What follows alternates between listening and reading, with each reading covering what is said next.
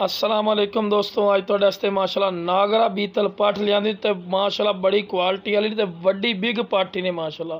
तो वीडियो नूं एंड तक विखिया कि तुहानूं पमैश ही करके भी गई तो जनाब ये खीरी ने कोई चौगी चिगी नहीं जनाब। यह भी तुहानूं दस दे भी लो जनाब, तुहानूं क्लोज करके विखा भी देने जनाब।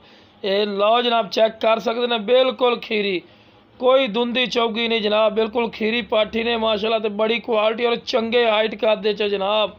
हाइट कद भी तो इंची टेल पमैश करके विखावे तो कन्ना की लेंथ भी वेख सकते हैं, कम अज़ कम 16-17 इंच माशाल्लाह कन लंबे ने पे, इतने लंबाई दोम वेखो बिल्कुल सीधी और क्वालिटी वाली माशाल्लाह पाठे और डबल हड्डी के माशाल्लाह चेक कर सकते हैं, डबल हड्डी के वजनी पाठे ने। तो लो जनाब तुहानूं थान भी चेक करवाई ने, कल्ला कल्ला थान उसी, कोई 3-4 थान नहीं होने, कल्ला कल्ला थान उसी तुहानूं सारे भी कही ने कि कोई कंज नहीं भाई।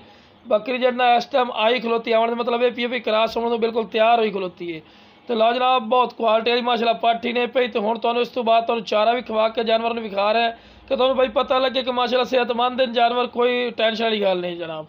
तो जेड़ा भाई इंशाल्लाह पहले रबता कर सी बिल्कुल मुनासिब राइट हो सी, और ये जेने रखना थोड़ी महंगी है पई, लेकिन इन्ना क्वालिटी माशाल्लाह नागरे बीतल A+ क्वालिटी। लो जनाब पमैश करके तुहानूं विखा रहे हैं कि तुहानूं पता लगे जनाब। ये चेक कर सकते हैं जनाब, 34 इंच की उचाई है, सॉरी सर जनाब 34 इंच की उचाई है कंड तिकर।